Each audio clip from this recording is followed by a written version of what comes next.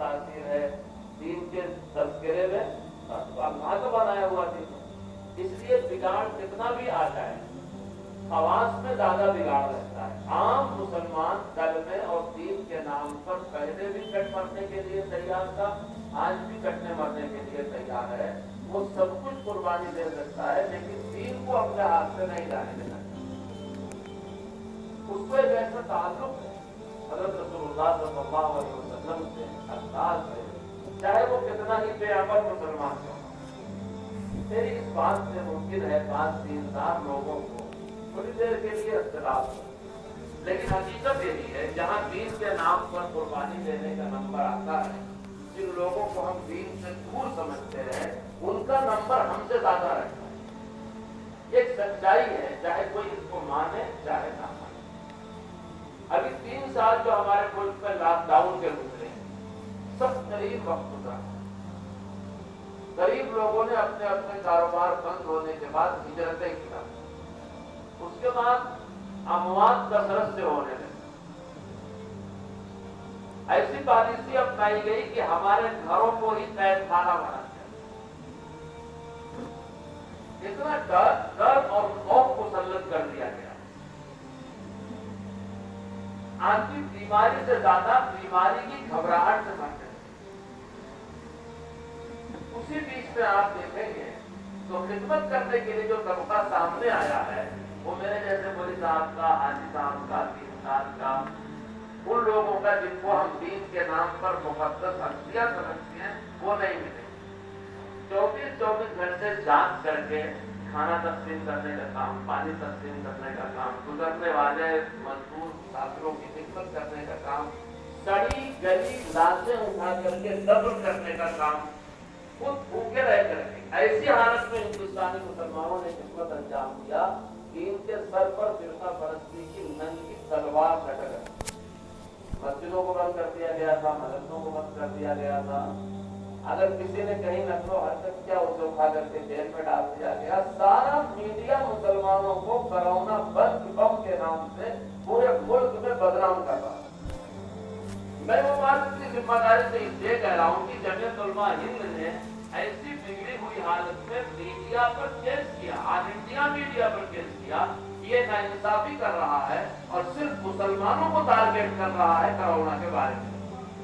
آپ اس نزاکت کا اندازہ لگائیں، آپ میں بہت سے باشعور سمجھدار لوگ ہیں کہ جب ہماری جان پہ خود پڑی ہوئی ہو اور ہم کو ہر چینل میں بدنام کیا جا رہا ہو، ایسی حالت میں ہماری قوم کا ایک نوجوان آگے بڑھتا ہے جو نمازی نہیں، جو حاجی نہیں، جس کے چہرے میں داڑھی نہیں، جس کو دیکھ کے مسلمان سمجھنا مشکل ہے، وہ اپنی جان ہتھیلی میں لے کر کے مردے دفن کر رہا ہے، کھانا پہنچا رہا ہے، مدد کر رہا ہے، رہبری کر رہا ہے، تکلیفیں اٹھا رہا ہے، خود اس کا کاروبار ختم ہو گیا ہے، اس کا جیب خالی ہے، لیکن بھوکے رہ کر کے دوسروں کی امداد کر رہا ہے۔ یہ کس کا کمال ہے؟ یہ صرف اور صرف کمال ہے ایمان کی اس نسبت کا جو ہم کو ہمارے نبی حضرت محمد رسول اللہ صلی اللہ علیہ وسلم سے حاصل ہے، وہ ہمارے آقا ہیں اور ہم ان کے غلام ہیں۔ اس نے بہت اچھی بات کہی، عرش کرسی سے بالا ہے بام آپ کا، عرش کرسی سے بالا ہے بام آپ کا، آگے اللہ ہی جانے مقام آپ کا۔ حضرت رسول اللہ صلی اللہ علیہ وسلم کے بارے میں عرش کرسی سے بالا ہے بام آپ کا، آپ کہتے ہیں عرش کرسی سے بالا ہے بام آپ کا، آگے اللہ ہی جانے مقام آپ کا۔ آپ کے ساتھ صدیق و فاروق ہیں، وہ ہے جنت جہاں ہے قیام آپ کا۔ آپ جیسا کوئی دو جہاں میں نہیں، آپ جیسا کوئی دو جہاں میں نہیں، اس زمین میں نہیں، آسمان میں نہیں، آپ جیسا کوئی دو جہاں میں نہیں، اس زمین میں نہیں، آسمان میں نہیں۔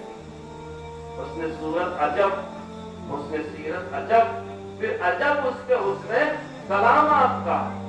کیوں جچے میری نظروں میں شان کئی، سطوت قیصری شوکت خسروی، کیوں جچے میری نظروں میں شان کئی، کئی کہتے بادشاہ کو، سطوت قیصری، سطوت قیصری اور عظمت خسروی، ناز کرتا ہوں اپنے مقدر پہ میں، آپ آقا میرے، میں غلام آپ کا، صلی اللہ علیہ وسلم۔ اس نے بہت اچھی بات کہی ہے، میں گلگوں میں تسکین دلوچا ڈھونڈنے والوں سکون دل تو ذکر ساقی کوثر سے ملتا ہے۔ میں گلگوں میں تسکین دلوچا ڈھونڈنے والوں سکون دل تو ذکر ساقی کوثر سے ملتا ہے۔ وہی ذرے درگے اگر جو قدم چھونے سروں کو تاج شاہی آپ کی کوثر سے ملتا ہے۔ بظاہر دوریاں ہوں، فاصلے ہوں، لاکھ پردے ہوں، بظاہر دوریاں ہوں، فاصلے ہوں، لاکھ پردے ہوں، مگر ان سے تعلق روح کو اندر سے ملتا ہے۔ یہ کلمے کی برکت، یہ ایمان کی برکت ہے کہ آپ تاریخ کے ہر دور میں دیکھیں گے کہ خصوصی لوگ تو دھوکے میں آ جاتے ہیں، مصلحت کا شکار ہو جاتے ہیں، ڈر جاتے ہیں، گھبرا جاتے ہیں، لب و لہجے بدل جاتے ہیں، اور آج بھی وہی ہو رہا ہے، بدل جاتے ہیں، لیکن عام مسلمان کا رشتہ دین سے مضبوط ہوتا جاتا ہے۔ وہ دین کے نام پر سب کچھ جٹانے کے لیے تیار رہتا ہے۔ اگر دین کے لیے اس کی جان مال عزت آبرو کام آ جائے تو خود کو سعادت مند کرتا ہے۔ یہی وجہ ہے کہ سب آندیاں اور طوفان چلنے کے بعد بھی اسلام اس سرزمین میں محفوظ رہا ہے اور رہے گا۔ ہمارے اس خطے کا تعلق، جس خطے میں ہم لوگ بستے ہیں، شرال پور ہوا، نرپور ہوا، بادل پور ہوا، جعفر آباد ہوا، اسلام آباد ہوا، قریب کی بستیاں ہوئی، ان علاقوں کا تعلق ماضی قریب میں حضرت مولانا کرامت علی جونپوری رحمۃ اللہ علیہ کے خاندان میں حضرت کے خاندان کا اس بستی پر اور بستی کے اطراف پر بہت دینی احسان ہے۔ حضرت مولانا کرامت علی جونپوری رحمۃ اللہ علیہ سید احمد شہید رحمۃ اللہ علیہ کے اجلے علماء ہیں۔ آپ اس کا سچا اٹھا کر کے پڑھیے، 18 دن اپنے پیر کی صحبت میں رہے ہیں، پھر 18 سال لگاتار بنگال کے علاقے میں تبلیغ کیا۔ ان کو ہاتھی بنگال کہا جاتا ہے۔ اس علاقے کا تعلق بھی انہی سے تھا۔ ان حضرات نے جن چیزوں پر خاص توجہ دی ہے وہ ہے مسلمانوں کے ایمان اور ان کے اعمال کی حفاظت کرنا، جو کہ اسلام نامی ہے، کچھ عقیدوں کا اور کچھ اعمال کا۔ ان عقیدوں کے لیے بھی معیار، ترازو، کسوٹی قرآن اور سنت ہے، اور ان اعمال کے لیے بھی معیار، ترازو، کسوٹی قرآن اور سنت ہے۔ ہم خوش نصیب لوگ ہیں کہ ہمارے یہاں ہمارے بزرگوں کی امانت ہے، مدرسے کی شکل میں مدرسہ موجود ہے، اور اس مدرسے نے سینکڑوں کی تعداد میں حفاظ اور علماء فارغ کیے۔ مدرسوں کا کام جیسے یہ ہے کہ وہ بچوں کو پڑھائیں، ایسے ہی مدرسوں کا کام یہ ہوا کرتا تھا کہ وہ عام مسلمانوں کو عقیدے اور اعمال کا درس دیں۔ ہمارے یہ جلسے کئی 50 سال سے، کئی 100 سال سے، میں ابھی لکھنؤ کے جلسے میں شرکت کر کے آیا، 104 سال کا پرانا جلسہ ہے، جہاں کا شوکت علی امام اہل سنت مولانا عبدالشکور صاحب رحمۃ اللہ علیہ نے اسے شروع کیا تھا۔ 104 سال ہو گیا، اور آپ کا جلسہ 2-3 گھنٹے کا ہے، ان کا جلسہ پہلی محرم سے 15 محرم تک ہوتا ہے، اور روز آنا ایسا کے بعد ہوتا ہے۔ پوربی یوپی کے اس طول و عرض میں جہاں کئی مسلمانوں کو ایسے حالات کا سامنا ہے کہ وہ یہ محسوس کرتے ہیں کہ غیر محسوس طریقے سے ہمارے ایمان پر، ہمارے اعمال پر، ہمارے اعتقادات پر، ہمارے دینی شعائر پر غیر محسوس طریقے سے حملہ کیا جا رہا ہے، اس کی تحریف کی جا رہی ہے، اسے بدلا جا رہا ہے، اسے نقصان پہنچایا جا رہا ہے۔ اگر ہم نے اپنے نسلوں کی حفاظت نہ کیا تو گارنٹی نہیں کہ آئندہ پیدا ہونے والی ہمارے خاندان کی اولاد عقیدے اور مسلک اور نظریے کے لحاظ سے اہل سنت والجماعت ہوگی بھی یا نہیں ہوگی۔ اس طول و عرض میں عوام کی تربیت کے لیے، عوام کی تعلیم کے لیے ایسے جلسے ہوں۔ اب میں عرض کرتا ہوں، ہم کو آپ کو ان جلسوں میں شرکت کرنا چاہیے، صرف اتنے کے لیے نہیں کہ آپ کسی مقرر کی تقریر سن لیں اور اس کو نمبر دے کے چلے جائیں کہ ماشاء اللہ فلاں نے اپنی تقریر کیا تھا، فلاں کا بیان بڑا اچھا تھا، فلاں کا قصہ بڑا اچھا تھا۔ میں تو یہاں آپ کے مدرسے میں 9 سال مسلسل امتحان دیکھتا ہوں، تو آپ ان سے یہ جلسے امتحان کے لیے اور مقررین کو نمبر دینے کے لیے نہ منعقد کیجیے، آپ یہ جلسے منعقد کیجیے یہ اس خیال سے کہ ہم کو ان جلسوں سے اپنے عقیدے اور اپنے اعمال کی اصلاح کرنا، اور جو بات یہاں سے علماء کرام بتائیں گے، جو کہ مستند جلسہ ہے، ایک مستند محلے میں ہو رہا ہے، مستند اکابر بڑی ہستیوں کی زیر نگرانی ہو رہا ہے، تو یہاں سے جو بات دین کے نام پہ کہی جائے گی وہ بات صحیح ہی کہی جائے گی۔ اس لیے ہم میں سے ہر ایک کو اپنے دین کے لیے، اپنی اصلاح کے لیے کچھ چیزیں یہاں سے ہر سال منتخب کرنی چاہیے اور اس کے سانچے میں اپنے آپ کو ڈھالنے کی کوشش کرنی چاہیے۔ اگر ہم نے ہر سال چند ایسے خیالات سے توبہ کیا، ایسے نظریات سے توبہ کیا جو غیر اسلامی ہیں، اور چند ایسی باتوں کو دانتوں سے پکڑا جو اسلام کی بنیاد ہے، جو دینی باتیں ہیں، تو 2-4 سال اگر ہم نے ایسی مجلسوں میں شرکت کیا ہے تو ہماری زندگی میں ایک خوشنما اچھا خاصا انقلاب برپا ہو سکتا ہے۔ لوگ اسی جلسے میں محرم الحرام کی فضیلت بیان کرتے ہوئے اور عاشورہ سے ایک دن پہلے روزے کے بارے میں ترغیب دیتے ہوں گے۔ حدیث شریف کی کتابوں میں لکھا ہوا ہے کہ رمضان کے روزوں سے پہلے عاشورہ کے روزے فرض، جب رمضان کے روزے فرض ہوئے تو عاشورہ کے روزے کی فرضیت منسوخ ہو گئی، اب وہ مستحب رہ گیا، جسے سنت بھی کہتے ہیں۔ اگر کوئی رکھ لے 9-10 کو الحمدللہ، 10-11 کو رکھ لے الحمدللہ، نہ رکھ کے ٹھیک ہے، اس فضیلت سے محروم رہ گیا۔ ہمارے مردوں کے مقابلے میں ہماری عورتیں الحمدللہ زیادہ یہ روزے رکھتی ہیں۔ آج بھی ہمارے گھروں میں مردوں کے مقابلے میں خواتین میں نمازوں کا، وظیفوں کا، تسبیحات کا، روزوں کا اہتمام ہم مردوں سے زیادہ ہے۔ حتیٰ کہ اسلامی مہینوں کا نام مردوں سے زیادہ عورتوں کو یاد رہتا ہے۔ اب تو ہم نے اپنے سارے کام جنوری، فروری، مارچ، اپریل، سنڈے، منڈے، ٹیوزڈے سے کر لیا ہے، لیکن عورتیں آج بھی محرم، سفر، ربیع الاول یاد رکھتی ہیں۔ اللہ ان کی دینداری کو اور مضبوط فرمائے، کیونکہ ان کی ہی گود ہمارا پہلا مدرسہ ہے۔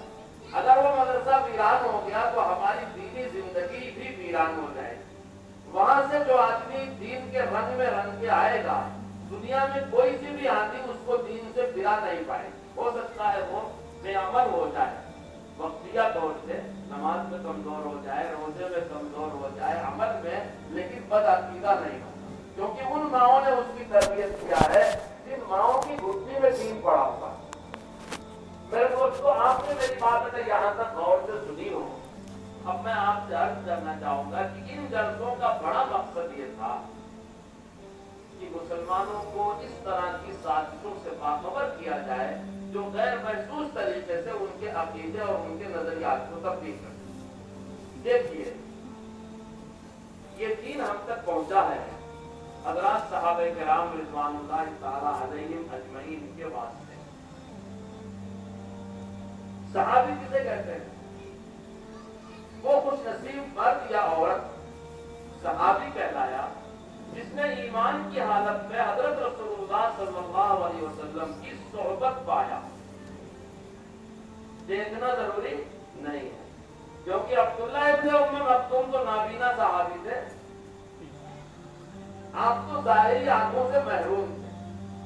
اگر صحبت میں آ کر کے ان آنکھوں سے زیارت بھی کر لیا الحمدللہ، اور فضیلت در فضیلت، لیکن ایمان کے ساتھ ساتھ جس کو رسول اللہ صلی اللہ علیہ وسلم کی صحبت نصیب ہو گئی وہ صحابی ہو گیا۔ اب آپ مجھ طالب علم کی بات سنتے جائیں، جو صحابی کہلایا وہ قیامت تک کے لیے ہر غیر صحابی مسلمان اور نبی کے بیچ میں ایسا واسطہ ہے کہ اگر اس کو ہٹا دیا جائے تو دین ناقص ہو جائے۔ اگر کوئی یہ چاہے کہ ہم صحابی رسول کو درمیان سے ہٹا دیں اور پھر دین کو سمجھ لیں، دین پر عمل کر لیں، دین کو جان لیں، میں کہتا ہوں ناممکن۔ صحابی رسول اللہ صلی اللہ علیہ وسلم کی زندگی کا ایسا حصہ ہے، ایسا حصہ ہے کہ صحابی کو رسول اللہ کی زندگی سے الگ نہیں کرتا۔ اب یہاں آپ ایسے بھی ہیں جو صحابہ کو زیرو بنا کر کے پیش کرتے ہیں.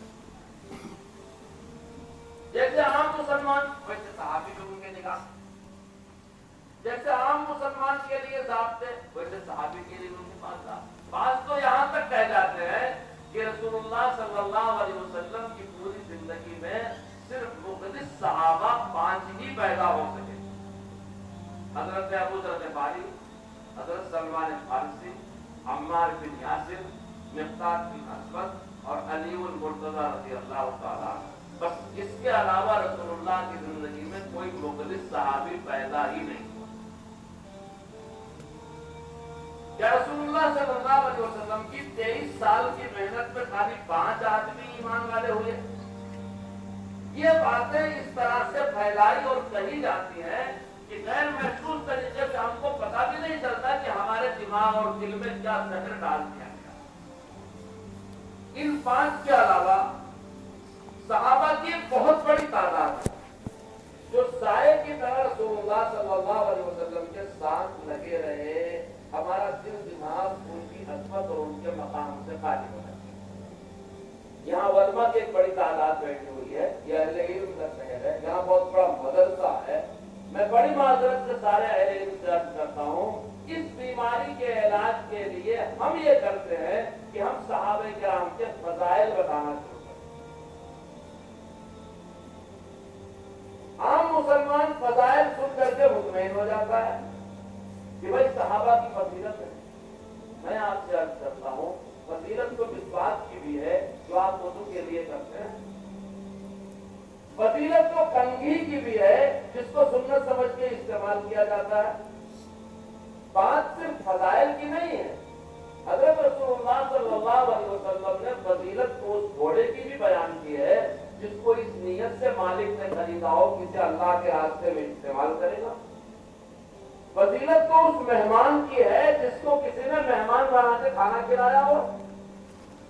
بات میرے دوستوں صرف فضیلت کی نہیں ہے، بات ان کے درجے اور ان کے مقام کی. کیونکہ ہم اردو بولنے والے ہیں، ہم مقام صحابہ اور فضیلت صحابہ کو ایک معنی میں سمجھتے ہیں. اس لیے بہت سارے لوگ فضیلت بیان کر کے مطمئن ہو جاتے ہیں کہ گویا جو لوگ صحابہ کے ساتھ خیانت کرتے ہیں، ہم نے فضیلت بیان کر دیا تو حق ادا ہو گیا. نہیں، میں آپ سے عرض کرتا ہوں، ہر صحابی کا، ہر امتی پر، ہر مسلمان پر چند حق ہے جسے مقام صحابہ کہا جاتا ہے.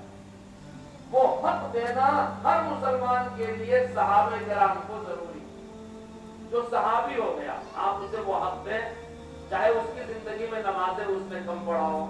اگر ایک صحابی رسول 60 سال کی عمر میں اسلام لے آئے اور پھر کسی غزوے میں رسول اللہ کے ساتھ شریک ہوئے اور شہید ہو گئے، 5-6 سال انہوں نے نمازیں پڑھی ہیں تو ان کی نمازیں تو کم ہو گئی. جن صحابہ کی شہادت ہو گئی یا وہ انتقال کر گئے اور رسول اللہ کے ساتھ حجۃ الوداع میں شریک نہیں ہو سکے، ایسے بھی تو صحابہ ہیں. ایمان لے آئے، شہید ہو گئے، انتقال ہو گیا اور رسول اللہ نے جب حج فرمایا حجۃ الوداع تو وہ صحابی شریک نہیں تھے. تو کسی بھی صحابی کی صحابیت کو نماز کی گنتیوں میں، روزے کی گنتیوں میں، حج کی گنتیوں میں، مال خرچ کرنے کی گنتیوں میں، عمروں اور دنوں کی گنتیوں میں کبھی بھی ناپا نہیں جائے. صحابی صحابی. یہ جو میں عرض کر رہا ہوں کہ ایک صحابی کا مقام کیا ہوتا ہے، جس مقام کا یقین کرنا ہر مسلمان کے عقیدے کا حصہ ہے. ہر مسلمان صحابہ کرام کو وہ حق دے. یہ کیا مقام ہے صحابہ کا؟ قرآن کریم اس کے بارے میں کہتا ہے. قرآن کی بے شمار آیتیں صحابہ کرام کے مقام کے بارے میں بولتی. پہلی یہ بات سمجھ لیجیے کہ وہ قرآن صحابہ کے واسطے کے بغیر قیامت تک کسی ایمان والے کے ہاتھ میں آ ہی نہیں. کیوں؟ حضرت رسول اللہ صلی اللہ علیہ وسلم امی تھے. قرآن کہتا ہے آپ لکھا ہوا پڑھ نہیں سکتے تھے اور لکھنا نہیں جانتے. وَلَا تَخُطُّهُ بِيَمِينِكَ إِذًا لَارْتَابَ الْمُبْطِلُونَ. قرآن نے کہا ہے آپ لکھنا نہیں جانتے اور لکھا ہوا پڑھنا بھی نہیں جانتے. یہ سارا کا سارا قرآن صحابہ کرام کے ہاتھوں کا لکھا ہوا ہے. نقطہ کتنا بڑا ہوگا, حرف کتنا بڑا ہوگا, کون سا حرف سیدھا ہوگا ٹیڑھا ہوگا, الف کتنا بڑا لکھا جائے گا, تحریر یہ صحابہ پر منحصر ہوگا. اچھا اس کو کیسے پڑھا جائے گا؟ رسول اللہ کی زبان عربی, قرآن کریم کی زبان عربی, اہل مکہ کی زبان عربی, لیکن رسول اللہ صلی اللہ علیہ وسلم نے صحابہ کو قرآن سکھایا. غور کرو, جن کی زبان عربی ہو, جن کی زبان میں قرآن اترا ہو, اسے قرآن سیکھنا پڑ رہا ہے. اور سکھانے والے کون ہیں؟ حضرت محمد رسول اللہ صلی اللہ علیہ وسلم. اس کے پڑھنے کا طریقہ سکھانے والے کون ہیں؟ حضرت محمد رسول اللہ صلی اللہ علیہ وسلم. تو صحابی کو چھوڑ کر کے اسلام کی سب سے بنیادی چیز اللہ کی کتاب, جس سے کوئی مسلمان اختلاف کرنے کی ہمت نہیں کر سکتا. مسلمانوں کے مسئلے الگ ہو سکتے ہیں, مسلمانوں میں چھوٹی موٹی باتوں میں اختلاف ہو سکتا ہے, ایک مفتی کا فتویٰ کچھ ہو سکتا ہے, دوسرے کا فتویٰ کچھ ہو سکتا ہے, لیکن قرآن کے بارے میں پوری امت میں کوئی اختلاف نہیں, سب کا قرآن ہی. یہ جو آج ہمارے ہاتھوں میں موجود ہے یہ صحابہ کا لکھا ہوا ہے, صحابہ کا سیکھا ہوا ہے, صحابہ کا سکھایا. ان کو چھوڑ کر کے, اور ایک عجیب بات ہے, آج جتنی مسجدوں میں نسخے رکھے ہوئے سب کو مصحف عثمانی کہا جاتا ہے. یہ مصحف عثمانی, حضرت عثمان غنی رضی اللہ تعالیٰ عنہ نے اپنے زمانے میں قریش کی لغت پر قرآن کریم کے 7 نسخے لکھوا کر کے 7 بڑے شہروں کو بھیج دیا. وہاں کی جامع مسجدوں میں وہاں کے قراء, ائمہ, اکابر صحابہ تابعین موجود تھے. ان سے کہا اس کے مطابق درس چلایا جائے. انہوں نے پھیلایا. حضرت عثمان کے ہاتھوں یہ کام کیوں ہوا؟ علماء فرماتے ہیں, حدیث و تفسیر کی کتابوں میں نقطہ لکھا ہوا ہے, بیعت رضوان کے موقع پر جب اللہ کے رسول نے صحابہ کرام سے بیعت رضوان لیا, یہ بھی صحابہ کی فضیلت ہے. اہل بدر میں شریک ہونا, یہ بھی صحابہ کی فضیلت ہے. اللہ نے بدر میں شریک ہونے والوں کو جنت کی بشارت دیا. بیعت رضوان میں شریک ہونے والوں کو اپنی رضا اور جنت کی بشارت اللہ نے دیا. اللہ کے نبی کی زبان سے اعلان کرا ہے, جس وقت بیعت رضوان ہو رہی تھی, جس کا تذکرہ قرآن کریم میں ہے, سورہ فتح میں ہے, اور اس درخت کا بھی تذکرہ ہے جس درخت کے نیچے یہ بیعت ہو رہی ہے. رسول اللہ ہاتھ لے کر کے اپنے ہاتھ میں صحابہ سے اپنی جان کی بیعت دے رہے ہیں. حضرت عثمان غنی رضی اللہ تعالیٰ عنہ اس وقت رسول اللہ کی طرف سے نمائندہ بن کر کے مکہ شریف کے رئیسوں سے بات کرنے گئے. وہ تو موجود نہیں تھے, مدینہ منورہ سے ساتھ آئے تھے, لیکن اس موقع پر مکہ میں موجود تھے اور بیعت کے وقت وہاں حاضر نہیں تھے. نبی پاک صلی اللہ علیہ وسلم نے اپنے ہاتھ کو اپنے ہاتھ میں رکھا, فرمایا یہ عثمان کا ہاتھ, یعنی نبی نے اپنے ہاتھ کو عثمان غنی کا ہاتھ قرار دیا. انہی ہاتھوں میں رسول اللہ صلی اللہ علیہ وسلم حضرت ابوبکر صدیق, حضرت عمر فاروق کے پردہ فرمانے کے بعد یہ قرآن لکھا جو ہمارے اور آپ کے ہاتھوں میں. اس سے پہلے صدیق اکبر کے زمانے میں گھروں سے اکٹھا کرایا گیا. اس کی پوری تاریخ, جسے کہتے ہیں تدوین قرآن کی تاریخ, اکثر قراء کرام کو یہ معلوم ہے. آپ کے شہر میں ایک تو نہیں درجنوں قاری ہیں جو قرآن شریف کے ماہر ہیں. اس مضمون کو وہ مجھ سے اچھا آپ کو سمجھا سکتے ہیں کہ رسول اللہ پر اللہ کا کلام اترا, صحابہ نے نقل کیا, پڑھا, سکھایا, پھیلایا. آج جہاں تک قرآن پھیلا ہوا ہے صحابہ کا لکھا ہوا اور صحابہ کا سکھایا.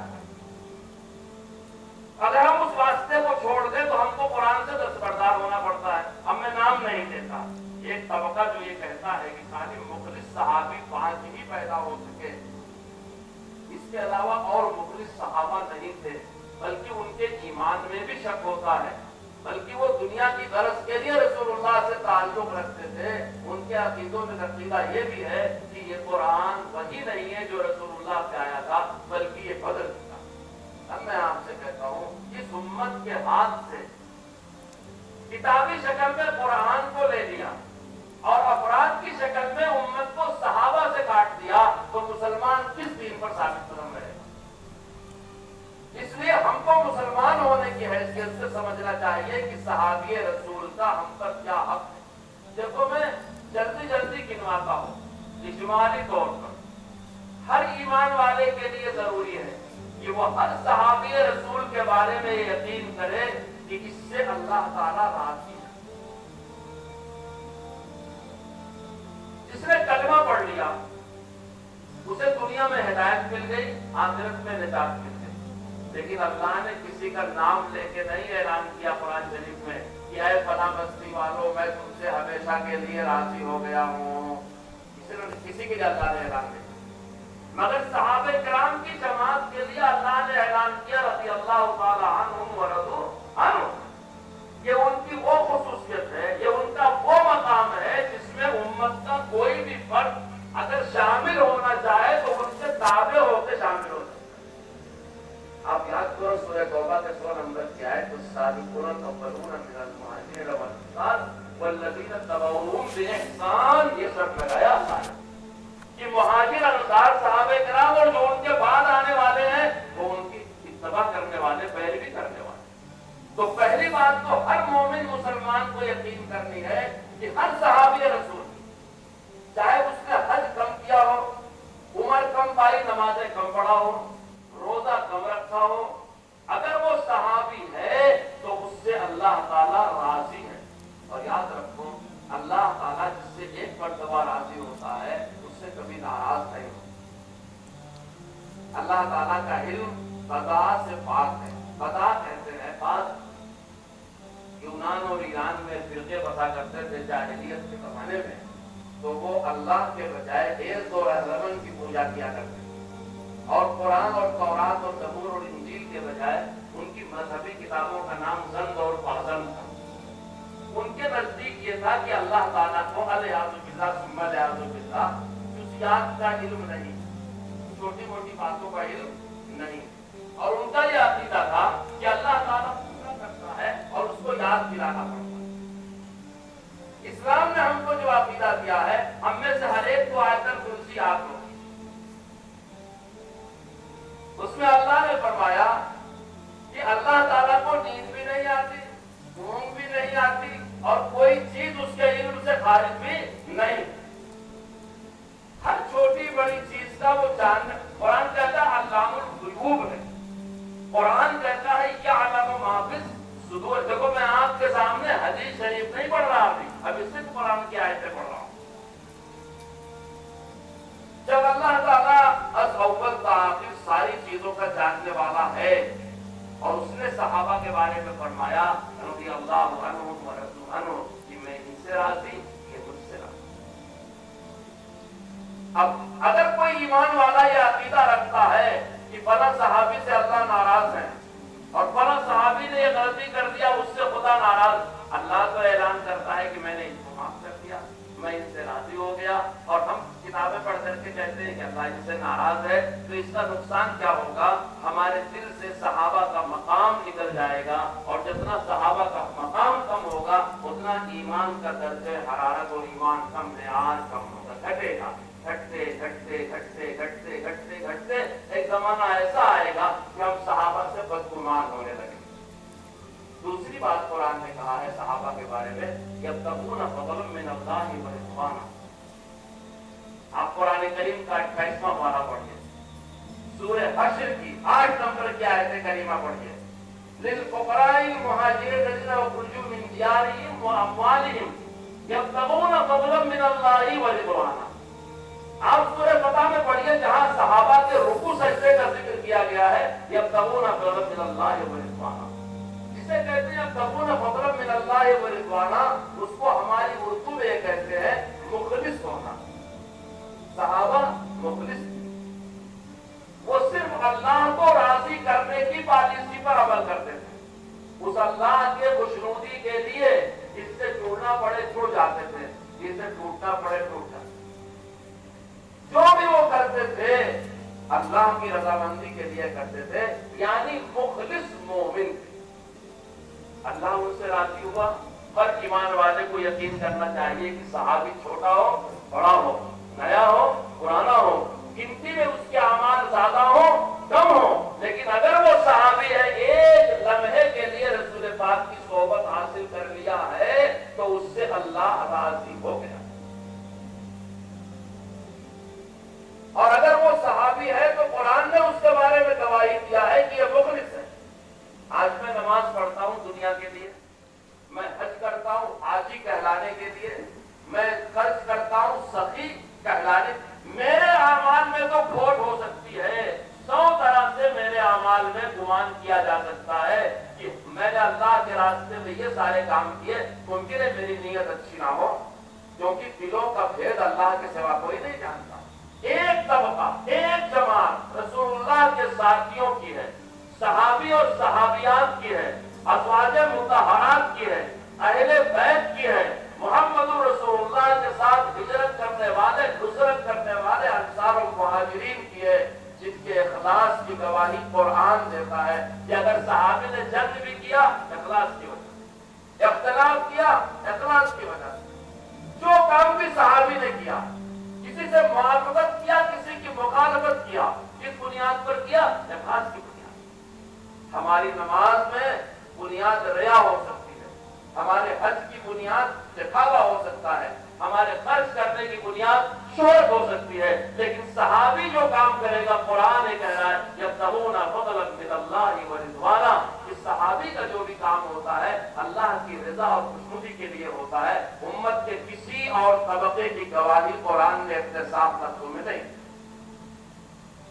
دوستو تیسری چیز، جن آیتوں میں صحابہ کی خصوصیات بیان کی گئی، میں نے ابھی سورہ حشر کی آیت کا حوالہ دیا، آپ کا شہر کو بات سے بھرا پڑا ہے۔ مولانا ضمیر احمد صاحب فرماتے تھے کہ بہت سو کے مرنے کے بعد معلوم ہوتا ہے جلال پور میں کہ یہ حافظ قرآن۔ سورہ حشر کی میں نے 8 نمبر کی آیت پڑھی، اس کے بعد 9 نمبر والی آیت آپ پڑھ رہی، اس میں لکھا ہے مَن یُوقَ شُحَّ نَفْسِهِ فَأُولَٰئِکَ هُمُ الْمُفْلِحُونَ۔ اس سے اوپر والا ٹکڑا ہے وَيُؤْثِرُونَ عَلَىٰ أَنفُسِهِمْ وَلَوْ كَانَ بِهِمْ خَصَاصَةٌ، اس سے اوپر والا ٹکڑا ہے وَلَا يَجِدُونَ فِي صُدُورِهِمْ حَاجَةً مِّمَّا أُوتُوا، اور آخر میں یہ آیت کریمہ مکمل ہوتی ہے أُولَٰئِکَ هُمُ الْمُفْلِحُونَ۔ صحابی ہی وہ قوم، صحابی ہی وہ طبقہ ہے جو دلوں کی بیماری سے پاک ہے، ان میں بغض۔ یہ کون کہہ رہا ہے؟ کوئی مولوی صاحب کہہ رہا ہے، کوئی پروفیسر کہہ رہا ہے، کوئی بادشاہ کہہ رہا ہے، رب العالمین کہہ رہا ہے، اور قرآن کریم میں کہہ رہا ہے، جس کا زیر زبر پیش حرکت قیامت تک محفوظ رہنے والا ہے۔ کسی کے باپ دادے کی تعریف کا جملہ پتھر پہ لکھا ہوگا، کسی نے باپ دادوں کے نام سے کوئی مینار بنایا ہوگا، قطب مینار بنایا ہوگا، کوئی بستی بسائی ہوگی، کوئی بازار لگایا ہوگا، بادشاہوں نے سکے چلائے، سب مٹ کے دنیا سے چلے گئے۔ قرآن زندہ ہے، وہ اللہ کا کلام ہے، قیامت تک زندہ رہے گا۔ قرآن کی آیتوں میں صحابہ کی یہ صفات زندہ ہے، قیامت تک زندہ رہیں گی، اور مسلمان اس کی تلاوت کرتا رہے گا۔ قرآن گواہی دے رہا ہے کہ صحابہ دلوں کی برائیوں سے پاک ہیں، ان میں کینہ نہیں ہے، ان میں حسد نہیں ہے، ان میں حرص نہیں ہے۔ اچھا، سورہ حشر کی بات والی آیت یاد آ گئی کہ عام مسلمانوں کو اللہ تعالیٰ نے حکم دیا والذین جاؤوا من بعدهم یقولون ربنا اغفر لنا ولإخواننا الذین سبقونا بالایمان ولا تجعل في قلوبنا غلا للذین آمنوا۔ اللہ نے تعلیم دیا کہ جو بعد میں ایمان والے آنے والے ہیں، قیامت تک جو کلمہ پڑھ کر کے اسلام میں داخل ہونے والے ہیں، ظاہر بات ہے جو بعد میں ایمان لائیں گے وہ بعد والے ہوں گے، اور جو پہلے لائے وہ ثابت ہوئے، ان کا زمانہ پہلے، ہمارا زمانہ بعد میں، لیکن وہ ہمارے ایمان کا سبب بنے۔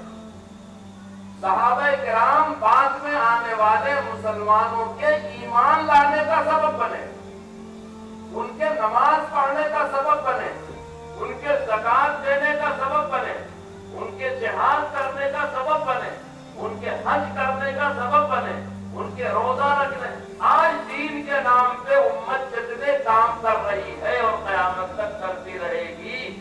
तमाम चीजों का सबब सहाबी रसूल सल्लल्लाहु अलैहि वसल्लम। साबिक़ून अव्वलून ये ऐसे साबित हैं कि बाद वालों के ईमान और अमाल का सबब है। तो अल्लाह गवाही दे रहा है कि सहाबी से अल्लाह राज़ी है। अल्लाह गवाही दे रहा है कि सहाबी मुखलिस मुसलमान है।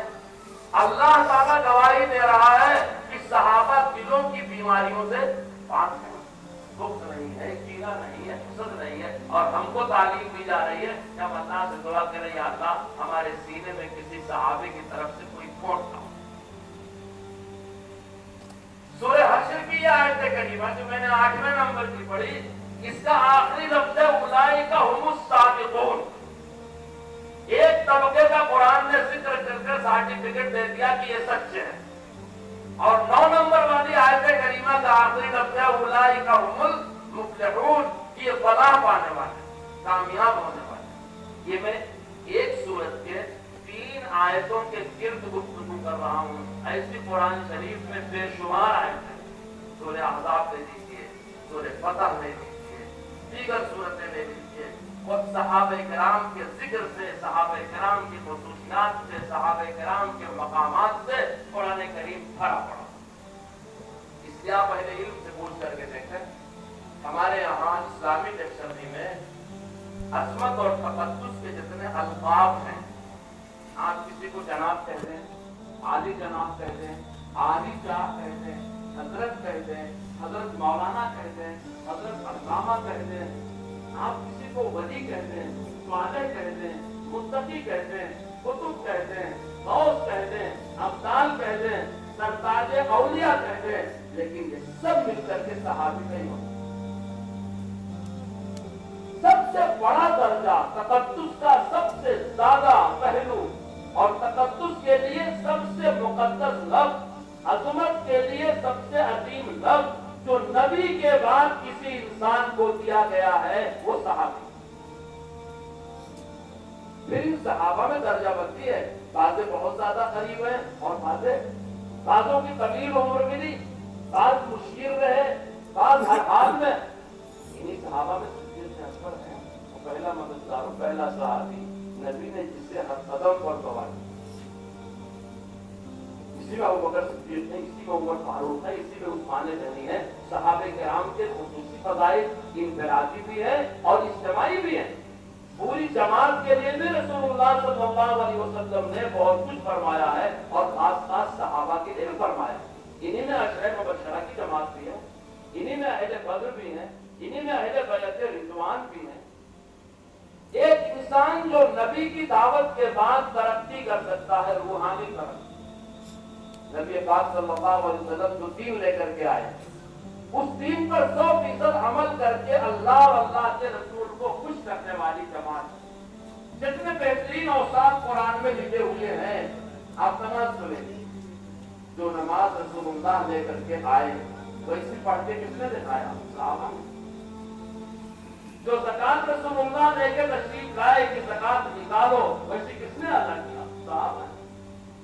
जो हुक्म अल्लाह का नबी जिस शक्ल में लेके आता है, उस पर अमल करने वाली सबसे पहली जमात सहाबा है, जिनको अल्लाह ने सर्टिफिकेट दिया है कि मैं तुमसे राज़ी हूं, जिनको अल्लाह ने सर्टिफिकेट दिया है कि तुम अल्लाह के लिए मुखलिस हो, जिनको अल्लाह ने सर्टिफिकेट दिया है कि तुम्हारे कुलूब बुराइयों से पाक हैं, जिनको अल्लाह ने सर्टिफिकेट दिया है कि तुम सादिकीन में हो, तुम मुस्लिहीन में हो। उलाइका हुमुल मुमिनून हक़्क़ा, तुम बरहक़ मोमिन हो। इसलिए हर ईमान वाले के लिए जरूरी है कि वो सहाबी को रसूलुल्लाह की जिंदगी का ही हिस्सा समझे। मैंने बार बार नमाज, रोजा, हज, ज़कात का तज़किरा किया। आप इस पहलू पर गौर करें। नबी पाक ने निकाह किया, किससे किया? हज़रत खदीजतुल कुबरा रज़ियल्लाहु तआला अन्हा। आप शौहर बने तो आपकी बीवी हज़रत खदीजा। जब रसूलुल्लाह की जिंदगी का तज़किरा होगा तो हज़रत खदीजा को कैसे फरामोश कर दिया जाएगा? हर ईमान वाले का यकीन है कि अल्लाह ने अपने नबी के निकाह के लिए कायनात की बेहतरीन औरतों का इंतखाब किया। जो रसूलुल्लाह के निकाह में आई वो कायनात की बेहतरीन खवातीन है और जन्नत की औरतों की सरदार। رسول اللہ کے ذریعے جو دنیا میں پیدا ہوئی حضرت خدیجہ کے بدن سے آپ کے صاحبزادے آپ کی صاحبزادیاں پیدا ہوئی. یہ کائنات کے بہترین لوگ ہیں چونکہ نبی ان کے باپ یہ رسول اللہ سے پیدا ہوئے. جو آپ کے اہل بیت ہیں آپ کے خاندان میں شامل ہیں وہ بہترین لوگ کیونکہ ان میں نبی پاک صلی اللہ علیہ وسلم کا خاندانی کون سچ کر رہا ہے. جو اپنا کنبہ قبیلہ چھوڑ کر کے اللہ کے نام پر مسلمان ہوئے آپ کے ساتھ ہجرت کیا مسائل برداشت کیا تکلیف برداشت کیا سب کچھ چھوڑ کے رسول اللہ سے غلامی اختیار کیا جن کو صحابی کہا جاتا ہے وہ کائنات کے بہترین لوگ. اگر آپ نماز پڑھ کر کے آئے آپ امام بنے تو مقتدی کون تھا؟ صحابہ. آپ نے نکاح کیا تو خواتین کون تھی؟ صحابیات. آپ نے زکات کا حکم دیا مال کس نے خرچ کیا؟ صحابی. آپ نے جہاد کا حکم دیا سر ہتھیلی پر رکھ کے کون میدان میں نکلا؟ صحابی. آپ نے معراج کا سفر فرمایا اس پورے سفر کو نقل کس نے کیا؟ صحابی. رسول اللہ کی زندگی کا ایک لمحہ ایک گوشہ بھی ایسا نہیں ملے گا جو صحابہ کے بغیر امت تک.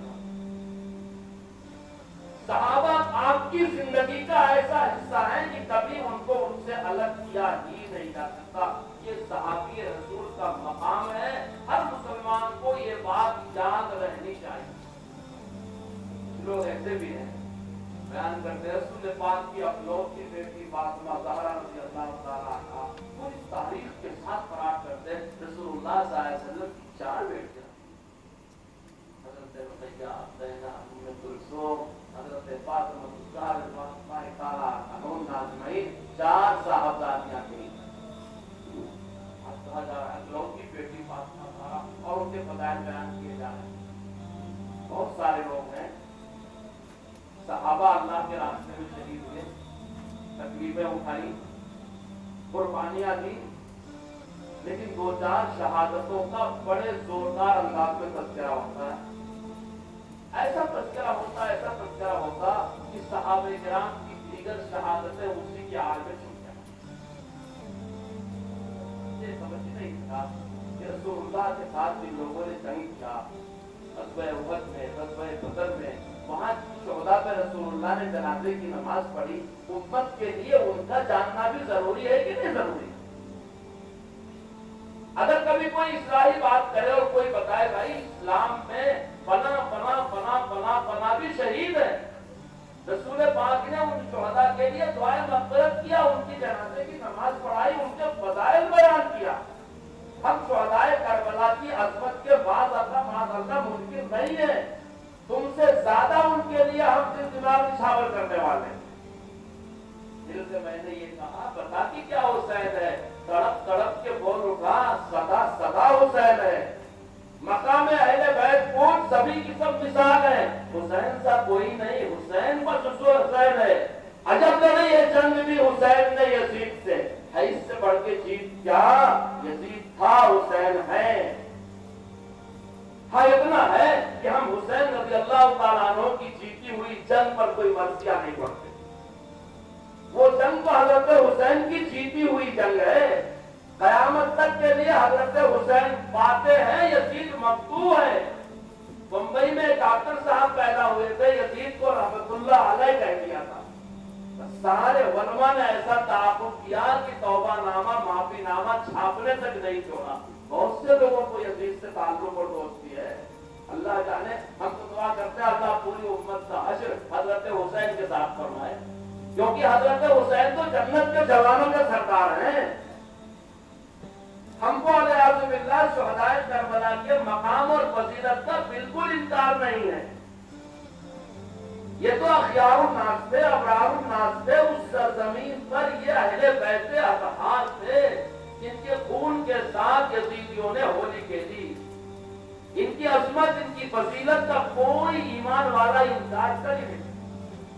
لیکن اگر تم اہل بیت کی ان قربانیوں اور شہادتوں کو اسلام کی جڑیں کھودنے کے لیے سیاسی طور پر استعمال کرتے ہو تو ہم نکیر کرتے ہیں.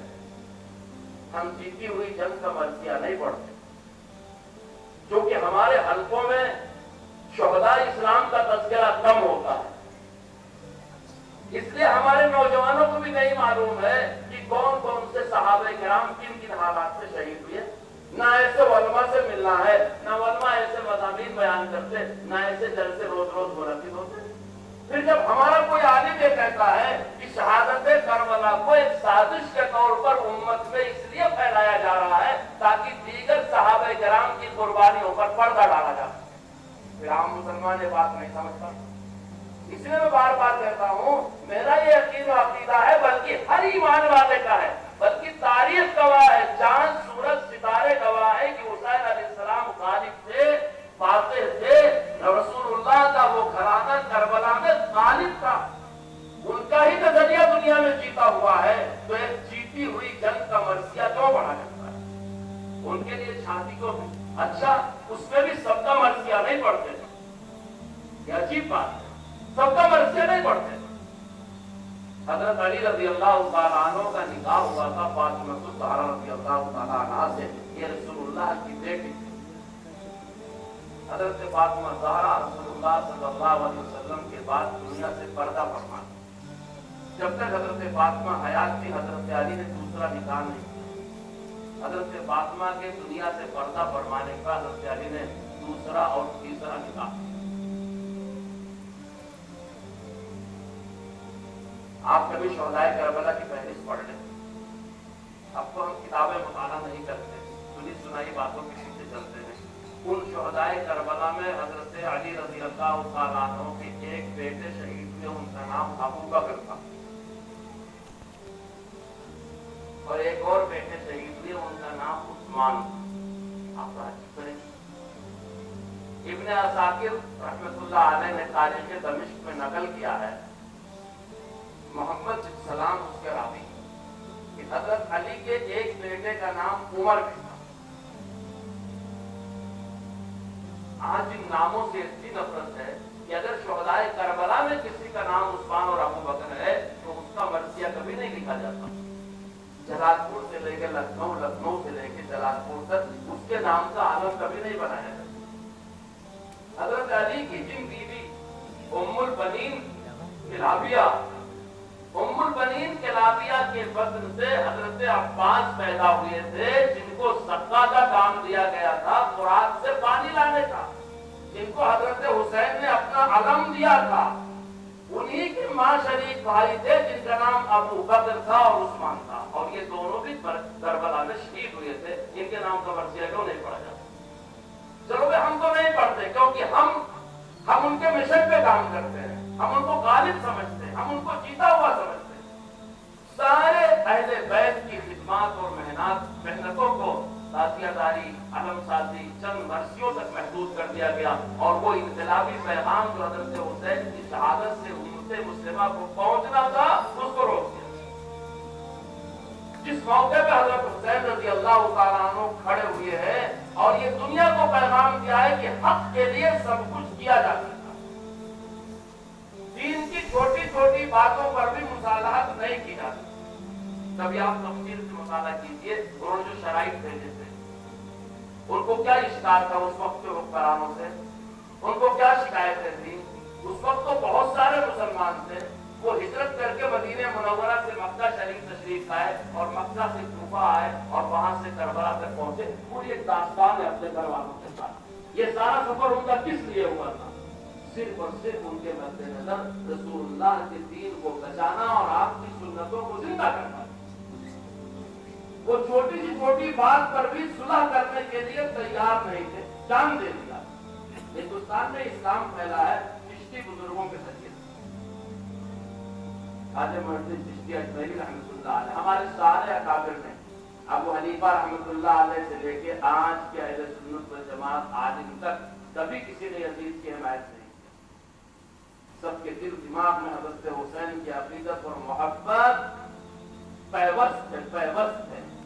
ہاں ان کی شہادت کو کاروباری نہیں بنایا ہے سنت والجماعت.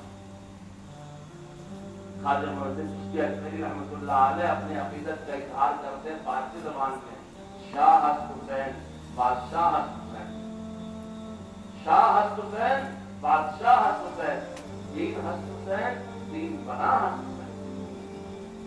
سردار نداد دست در دست یزید حقا کی بنائے لا الہ حسین.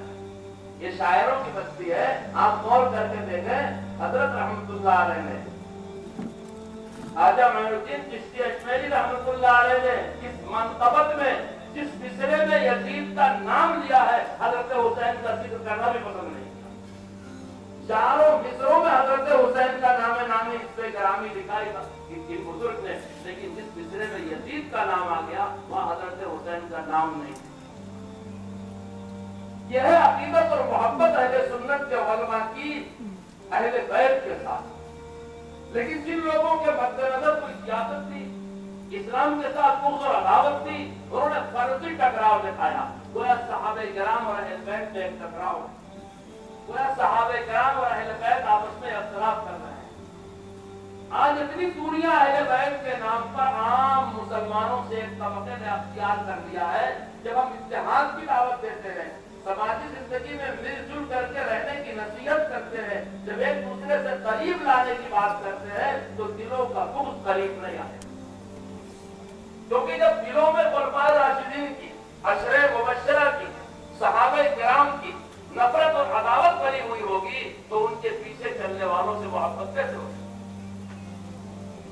اس لیے ہم کھلے دل سے دعوت دیتے ہیں ان پاک ہستیوں کا بغض اپنے دلوں سے نکالو, کیونکہ کسی کے ساتھ بھی بدگمانی قائم کرنا ناجائز ہے. ہر ایمان والے کے ساتھ حسن ظن رکھنا چاہیے, ہر ایمان والے کے لیے دعائیں خیر کرنا چاہیے. اگر دلوں میں رسول اللہ کے ساتھیوں سے بغض ہے تو پھر یاد رکھو یہ دل کی بہت بڑی بیماری ہے. جب تک وہ دل صحابہ کرام کے بغض سے پاک نہیں ہوگا, یاد رکھو جو بھی اتحاد قائم ہوگا وہ تجربہ نہیں ہوگا. اس لیے یہ الزام لگانا کہ صحابہ کرام اور اہل بیت میں ٹکراؤ ہے, میرے دوستو یہ بھی اچھا ہے.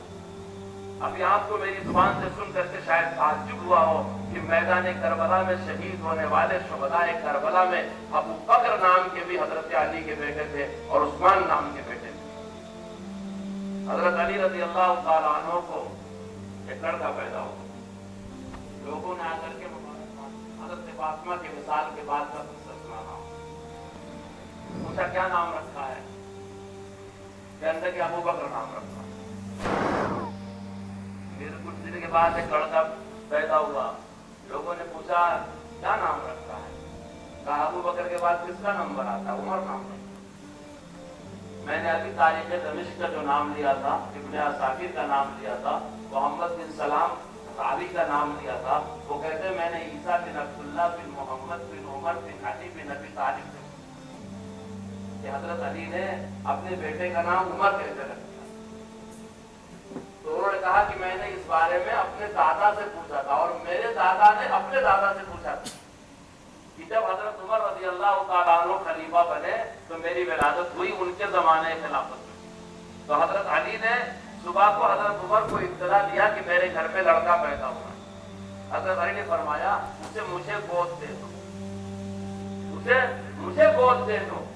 حضرت علی نے فرمایا دے دیا, وہ آپ کا ہو گیا. امیر المومنین حضرت عمر فاروق نے اس کا نام عمر رکھا اور مورخ نامی اپنا غلام اس مولود بچے کے حوالے کیا. یہ بچہ یہ غلام اس بچے کی نظر ہے, یہ اس کی خدمت کرے. یہ کون گواہی دے رہا ہے؟ حضرت علی رضی اللہ تعالیٰ عنہ کے خاندان کے ہی عیسیٰ بن عبداللہ گواہی دے رہے ہیں. اور راوی محمد بن سلام میں پورا واقعہ تاریخ دمشق میں لکھا ہوا, ابن عساکر نے نقل کیا, اس کی بات بتا. اب آپ غور کر کے اچھا پھر اس کے بعد ایک لڑکا پیدا ہوا. حضرت علی بہت کثیر الاولاد تھے, تو لوگوں نے پوچھا اس کا کیا نام رکھا. اس سے پہلے حضرت فاطمہ کے فخر سے حضرت حسن حضرت حسین ہو چکے, ابو بکر نام ہو چکا, عمر ہو چکا, اس بچے کا نام عثمان رکھا. تو لوگوں نے کہا کہ آپ نے اپنے چچا کو کیسے پیچھے کر دیا. آپ کیا سمجھتے ہیں؟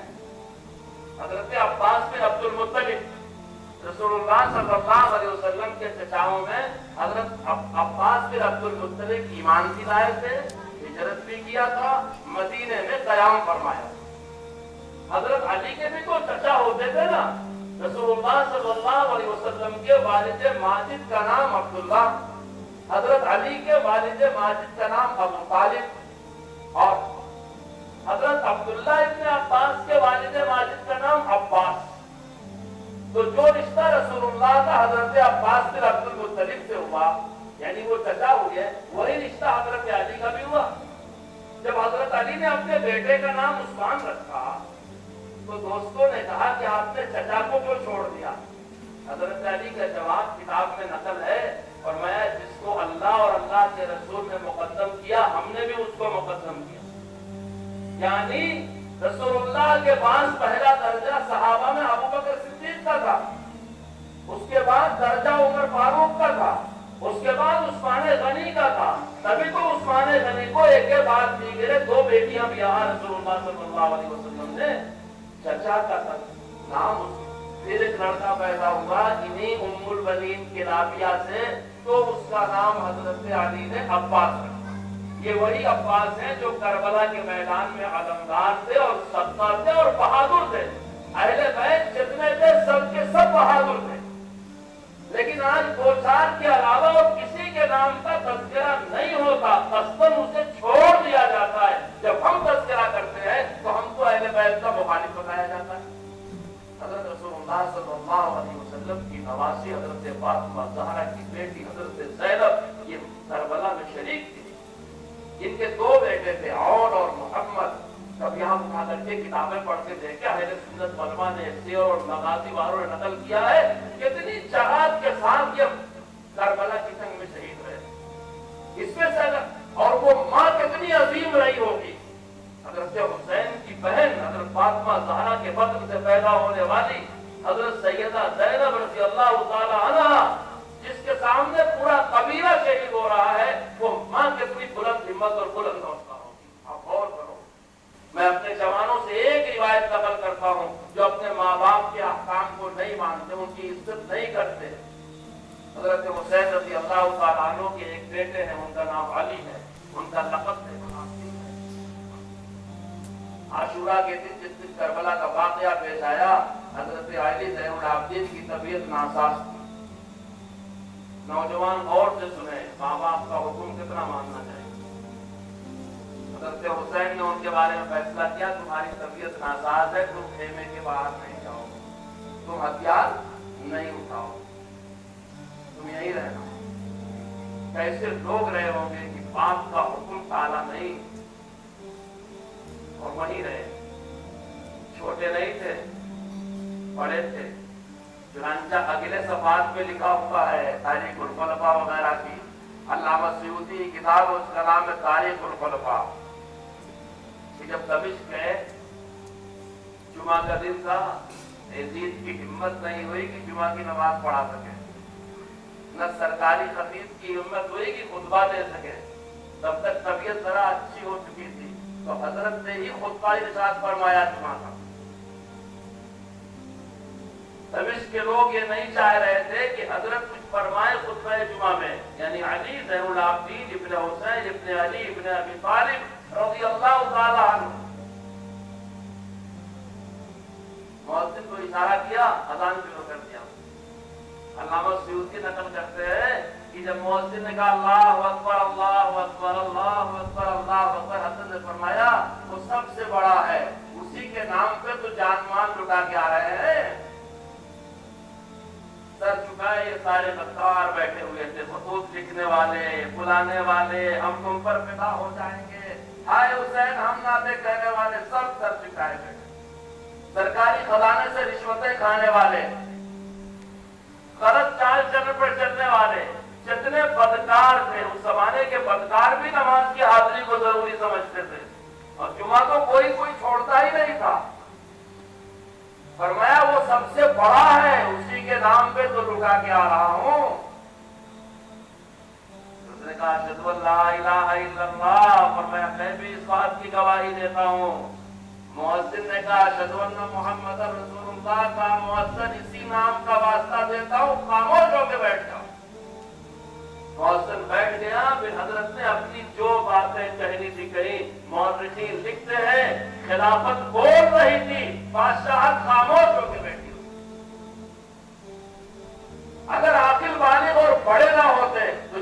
نماز پڑھانے کے لیے آگے کیسے بڑھتے، لیکن والد کا حکم تھا کہ جو بھی ہو جائے تمہاری طبیعت ناساز ہے، ہتھیار اٹھانا تمہاری ذمہ داری نہیں ہے۔ حضرت زینب سے کہا تھا ابھی وقت نہیں آیا ہے کہ تم باہر نکلو، تم اسی خیمے میں رہو۔ ان کے سامنے ان کا پورا قبیلہ شہید ہو گیا، حضرت زینب بے پردہ نہیں ہوئی۔ تاریخ اٹھا کر کے دیکھ لو، کبھی پڑھ کر کے دیکھ لو، اگر پوچھا جائے کہ بہادر ترین عورتوں کی فہرست بنائی جائے تو حضرت زینب کا نام سر ورق پر لکھنا ہوگا، کیونکہ اتنی بہادر بہن اپنے بھائی کے شانہ بشانہ پورے سفر میں شریک رہی، اور پھر جب مدینہ واپس آئی ہیں ایسی حالت میں کہ ان کے بیٹے عون اور محمد شہید ہو چکے ہیں، بھائی حضرت حسین شہید ہو چکے ہیں، کنبے قبیلے کے ایک دو نہیں، الاکمال کی اسماء الرجال میں لکھا ہوا ہے 60 اہل بیت کے لوگ شہید ہوئے، 60۔ جب واپس آئی ہے تو حرام مچ گیا ہے، لیکن کیا مجال ہے کہ ان کی جو لب و لہجے میں فرق آئے، حوصلے میں فرق آئے، کوئی ایسی بات کہے جو ایک باعزت باوقار امانتدار دیندار اہل بیت کی شان کے خلاف ہو، سوال نہیں پیدا ہو۔ اس لیے نوجوان اپنے ماں باپ کے حکم کی تعمیل کریں، حالات جیسے بھی ہوں، ماں باپ کا حکم ماننا فرض ہے۔ حقوق الوالدین گناہ کبیرہ میں ہے، جتنا بڑا گناہ ہے شراب پینا، زنا کرنا، خنزیر یعنی سور کھانا، اتنا ہی بڑا گناہ ہے اپنے ماں باپ کی نافرمانی۔ 10 بڑے بڑے گناہوں میں حقوق الوالدین یعنی ماں باپ کی نافرمانی کرنا یہ اس میں شامل ہے۔ اہل بیت نے عین میدان جنگ میں یہ کردار ادا کر کے دکھا دیا کہ باپ کا حکم کیسے مانا جائے۔ جب تذکرہ آ گیا حضرت علی زین العابدین ابن حسین ابن علی کا، ایک بات اور بتاتا چلو، حضرت رسول اللہ صلی اللہ علیہ وسلم کے بعد ابو بکر صدیق کا درجہ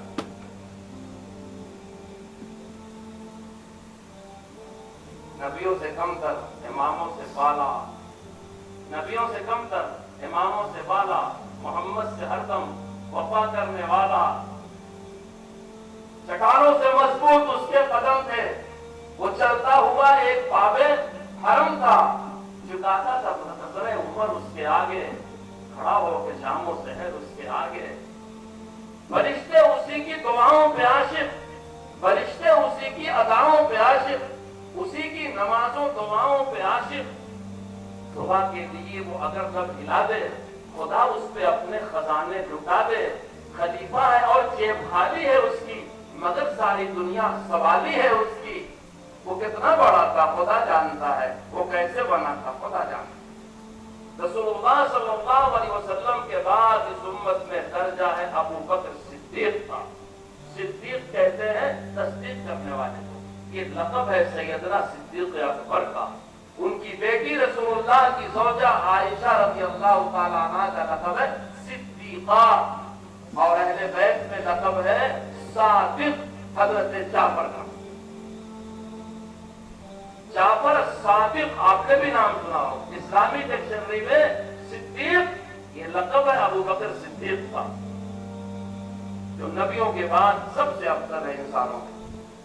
اور صدیقہ یہ لقب ہے عائشہ صدیقہ رضی اللہ تعالی عنہا کا، جو رسول اللہ کی بیوی ابو بکر صدیق کی بیٹی ہے، جن کی شان میں سورہ نور میں قرآن کی آیتیں اتری۔ حضرت مریم والا نبی علیہ السلام جب وہ پیدا ہوئی تو ان کی ماں نے منت مانا تھا کہ اللہ لڑکا دے گا تو بیت المقدس کے لیے وقف کر دوں گی۔ لڑکی پیدا ہوئی، ربی انی وضعتها انثى، اللہ لڑکی پیدا ہوئی ہے، اللہ نے کہا نہیں سب کرتا، ٹھیک ہے لڑکی پیدا ہوئی ہے، اللہ کی قدرت اس کی حکمت وہی جانتا ہے، وہ لڑکی ہی لا کر کے وقت رہی۔ ان کی کرامتیں ظاہر ہونی شروع ہوئی، سردی کا پل گرمی میں، گرمی کا پل سردی میں آنا شروع ہوا۔ ایک زمانہ ایسا بھی آیا حضرت جبرائیل آسمان سے آئے اور پھونک مارا، وہ حاملہ ہو گئی، لڑکا پیدا ہوا، وہی لڑکا ہے جسے عیسیٰ بن مریم کہا جاتا ہے۔ قرآن کہتا ہے فَأَجَاءَ الْمَخَاضُ إِلَى جِذْعِ النَّخْلِ قَالَتْ يَا لَيْتَنِي مِتُّ قَبْلَ هَذَا وَكُنتُ نَسِيًّا مَنسِيًّا. قدم قدم پر قیامتیں دیکھ رہی ہیں، فرشتوں کا نزول دیکھ رہی ہیں. ان کے خالو جان حضرت زکریا اللہ کے نبی ہیں، بیت المقدس کے وہی امام اور مقتدا ہیں. یہ ساری باتیں ہیں، لیکن دنیا کی چلتی ہوئی عادت میں شوہر کے بغیر اولاد نہیں ہوتی. تو پاک تمہاری مریم ماں نے غیرت کی کہتے یا اللہ اس امتحان سے پہلے پوری بستی ہوتی. جب قوم کے پاس پہنچی تو قوم نے کہا یا مریم لتجی کے شریعت بنی آپ کے ماکانا ابوک ابراہیم وماکانا تمک بغیہ. نہ تیرا باپ تیرا ددیال بھی پاک ہے، تیرا ننیال بھی پاک ہے. تو بغیر باپ سے رابطہ لے کے قوم میں کیسے آ گئی؟ مسجد جیسی جگہ سے آئی جہاں خدمت کرنے گئی تھی، وہاں سے آئی. واشارت الیہ، ان کی طرف اشارہ کیا. قالوا کیف نکذب من کان فی المہد صبیا. قوم نے کہا اس بچے سے کیسے بات کریں گے، یہ بچے سے کیسے بات کریں گے. انا عبداللہ آتانی الکتاب وجعلنی نبیا. پوری قوم تک ہو گئی کہ ایک دن کا دودھ پینے والا بچہ بولنے لگا. کہا میں اللہ کا بندہ ہوں، نبی بن کے آیا ہوں. مسلمانوں، نبی کی ماں مریم پر الزام لگتا ہے تو اللہ ان کی پاک دامنی ایک چھوٹے بچے کی زبان سے بیان کرتا. حضرت یوسف علیہ السلام کا قصہ زلیخا کے ساتھ ہوتا ہے. ان کا دامن پڑتا ہے، پورا بادشاہت کا ماحول اجنبی یوسف خراب ہو جاتا ہے. سورہ یوسف قرآن کریم میں ہے. اس قصے کو قرآن نے احسن القصص کہا ہے، بہترین قصہ ہے. اس میں بہترین نصیحتیں اور عبرتیں ہیں. اس وقت میں ایک بچہ جھولے میں جھولتا ہوتا ہے، وہ بول پڑتا ہے کہ دیکھ لو یوسف کی قمیص کیسے پھٹی ہے. آپ غور کرو، نبی پر تہمت لگتی ہے، بچہ گواہی دیتا ہے. نبی کے ماں پر تہمت لگتی ہے، بچہ گواہی دیتا ہے. عائشہ صدیقہ رضی اللہ تعالی عنہا کے بارے میں کوئی نامناسب بات پھیلائی جاتی ہے. اللہ آسمان سے بولتا ہے، جبرائیل آیتیں لے کے آتے ہیں، قرآن کا حصہ بنتا ہے اور قیامت تک اس کی تلاوت کی جاتی ہے. یہ فضیلت ہے محمد رسول اللہ صلی اللہ علیہ وسلم کے اہل بیت کی، ازواج کی اور صحابہ کی، ازواج مطہرات کی، اہل بیت کی تعریف اللہ عرش سے کرتا ہے جو قرآن کا حصہ ہے جو ہم اور آپ تلاوت کرتے ہیں. میں عرض کر رہا تھا ابو بکر صدیق ہیں، ان کی صاحبزادی صدیقہ نے جعفر الصادق ہے، بڑا مشہور ہے نام. ان کے والد کا نام محمد الباقر ہے، ان کے والد کا نام علی زین العابدین ہے. میں نے ابھی انہی کا تذکرہ کیا. ایک مرتبہ جعفر صادق فرمانے لگے کہ مجھے ابو بکر صدیق نے 2 مرتبہ جنا. سیرت اور مغازی کی کتابوں میں، تاریخ کی کتابوں میں حضرت جعفر صادق کا ایک لقب ہے، وہ روح الشرف. یہ شرافت اور فضیلت کا ستون ہے. کیا فضیلت ہے؟ وہ اپنی فضیلت خود بیان کرتے ہیں. جس فضیلت سے ان کو صادق کہا گیا، وہ کہتے ہیں مجھے صدیق نے 2 مرتبہ جنا ہے، 2 مرتبہ. اس لیے اگر میرے نام کا جز صادق ہے تو تعجب نہ کرو. مدینے کے لوگ ان کو صادق کہا کرتے تھے، ان کا نام جعفر تھا. وہ اپنی فضیلت کے لیے ابو بکر صدیق کا ذکر خیر کرتے ہیں کہ تم لوگ جو مجھے اس کی کرامت اور عزت کی نظروں سے دیکھتے ہو تو ابو بکر صدیق نے مجھے 2 مرتبہ پیدا کیا. جب میں نے پہلی باتیں پڑھی تو میں نے سوچا یہ کیا عجیب بات ہے، کوئی 2 مرتبہ کیسے کسی سے پیدا ہوگا.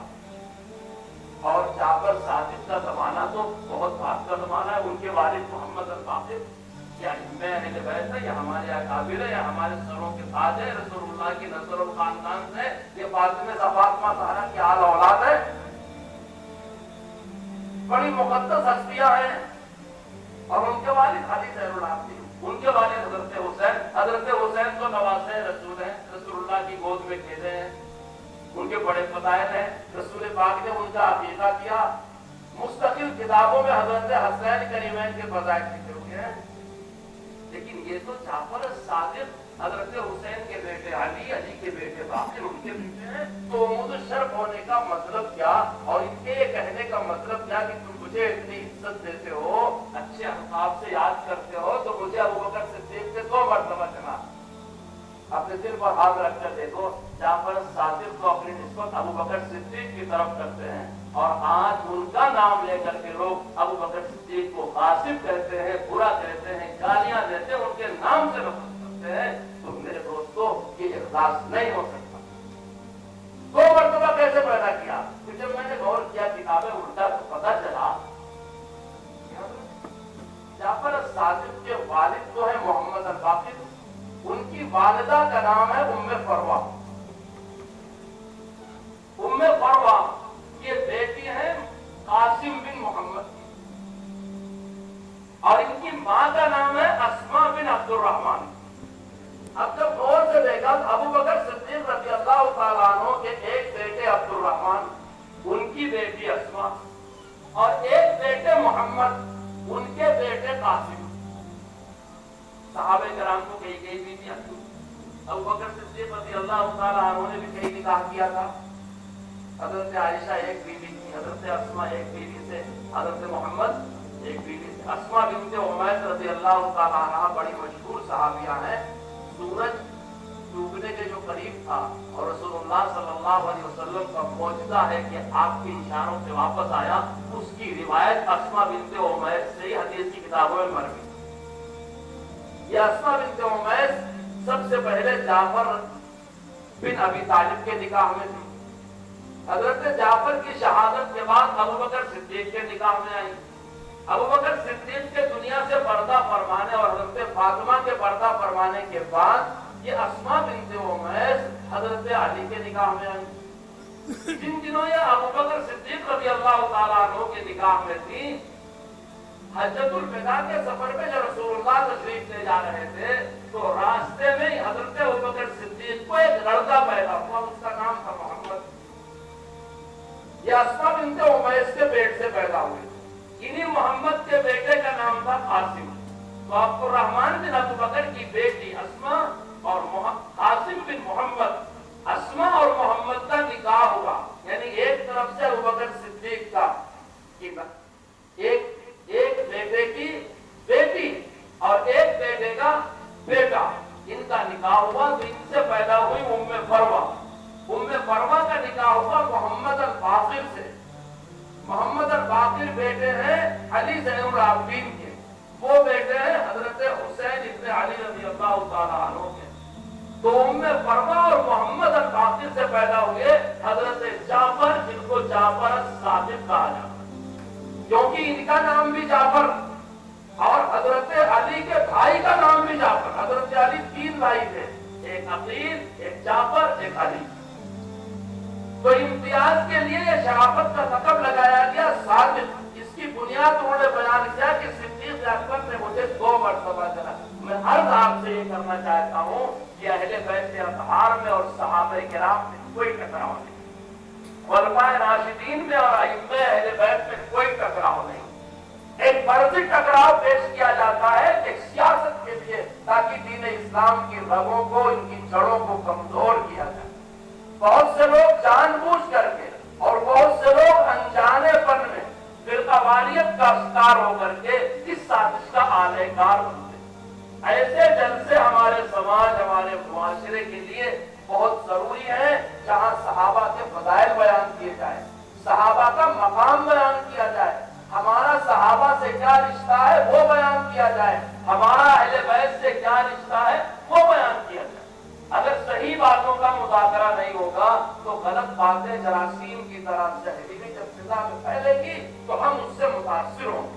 میں نے جتنی باتیں آپ کو حسب نسب کے ساتھ بیان کی ہے، میں سمجھتا ہوں اگر آپ پڑھیں گے، کتابیں لیں گے، مطالعہ کریں گے تو اس سے کہیں زیادہ آپ کو بصیرت حاصل ہوگی۔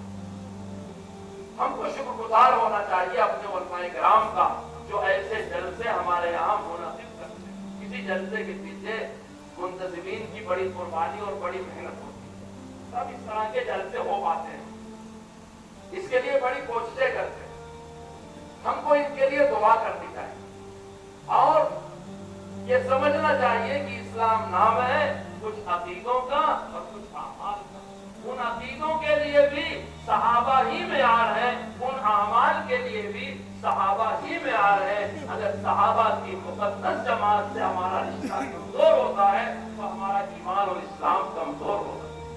اگر اس مقدس جماعت سے ہمارا رشتہ مضبوط رہتا ہے تو ہمارے ایمان میں بھی جان رہے گی اور ہمارے اعمال میں بھی جان رہے گی، اور ہم کو برابر محبت ہے اہل بیت کے اطہار سے بھی اور صحابہ کرام رضوان اللہ تعالیٰ علیہم اجمعین سے بھی۔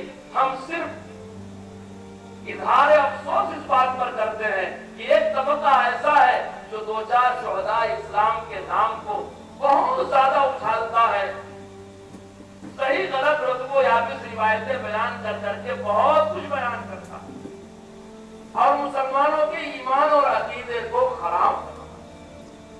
میں نے اپنے ایک دوست سے کہا، وہ کہنے لگے کربلا کا پورا واقعہ آنکھوں دیکھا ایک راوی بیان کرتا ہے، غور سے سنیے آپ میری بات۔ میں نے کہا آپ جو بیان کرتے ہیں اللہ کی کتاب سے بیان کیجیے، رسول اللہ کی حدیث سے بیان کیجیے، صحابہ کے گھریلو حالات حیات الصحابہ سے بیان کیجیے۔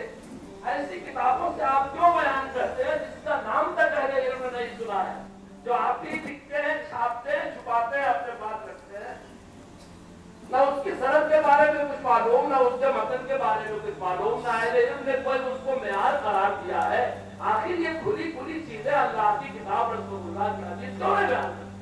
آپ یہ کیوں نہیں کہتے کہ اللہ کے رسول نے فرمایا میرے صحابہ کو برا نہ کہو؟ حدیث کی 4 کتابوں میں یہ روایت لکھی ہوئی ہے، بخاری میں، مسلم میں، ترمذی میں، ابو داؤد۔ رسول پاک نے فرمایا میرے صحابہ کو برا مت۔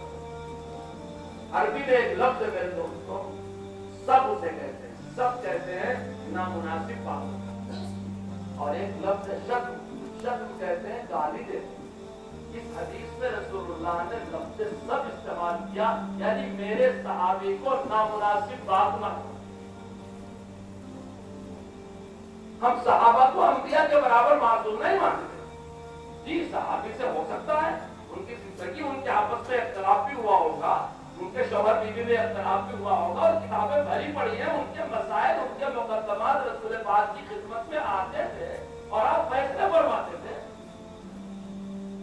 ہم یہ کہتے ہیں کہ سب کچھ ہونے کے بعد بھی صحابی صحابی ہے، اس کے مقام صحابیت پر کوئی فرق نہیں پڑتا، کیونکہ اللہ نے اس کے بارے میں شہادت دے رکھی ہے کہ میں اس سے راضی ہوں۔